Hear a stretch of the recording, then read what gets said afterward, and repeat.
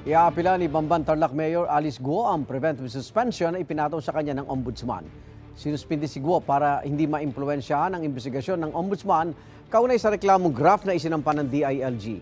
Nagugat ng reklamo sa koneksyon umano ni Guo sa niraid na Pogo sa Bamban noong Marso.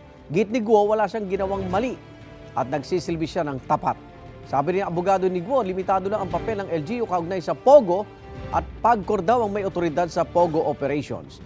Inalmahan naman ng PAGCOR ang tila paninisi sa kanila kung bakit inireklamo si Guo. Wala rin kinalaman ng PAGCOR sa pag-i-issue ng local business permit at license. Hindi rin daw nila responsable sa inspeksyon ng mga gusaling hindi sakop ng kanilang jurisdiction. Igan, mauna ka sa mga balita. Mag-subscribe sa GMA Integrated News sa YouTube. Sa mga kapuso abroad, subaybayan nyo kami sa GMA Pinoy TV at sa www.gmanews.tv.